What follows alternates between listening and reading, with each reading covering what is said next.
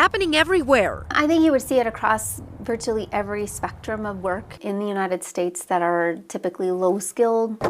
Yet no one wants to talk about it. For example, restaurants where you need a line cook or a dishwasher or a busser, or construction industry, cleaning services, people who want their house cleaned, just about anything that they could get themselves into. There are millions of undocumented immigrants who work in the United States who don't have any legal documents to do it. There are employers that will hire them without any documentation, just put them to work because they need the work. There are employers who will hire them thinking that they are documented because it's relatively easy to buy a fake employment card and social security number to work with. According to studies from the Pew Research Institute, there are almost 8 million workers in the United States who are undocumented. Some receive what's called unreported employment, or they're paid under the table. We spoke to several Albuquerque businesses who hire people off the books, but no one agreed to go on camera to talk about it. Nobody wants to admit that they are breaking the law. They are the ones that are going to face fines and penalties from the U.S. government. Fines businesses can face depends on how much the employer knows about the worker's history, or if they've gotten in trouble for doing it before. On your first offense range from about $560 to about $4,500. The second time? Starts at $4,000 and could end at about $11,000. And the third time? Starts at $6,700 and ends at $22,000. And those are each per employee. Businesses can also face violations for not keeping proper I-9 records,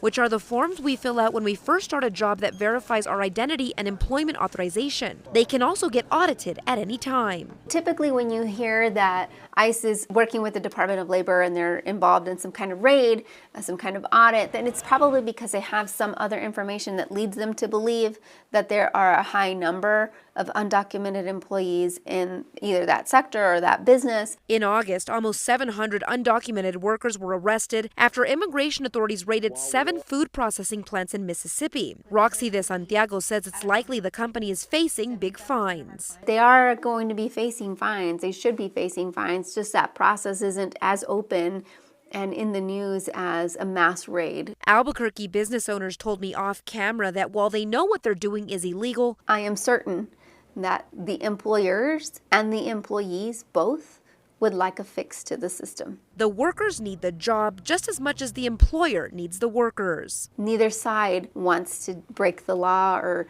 take any risks. Washington needs to do its job. Marissa Armas, KOAT Action 7 News.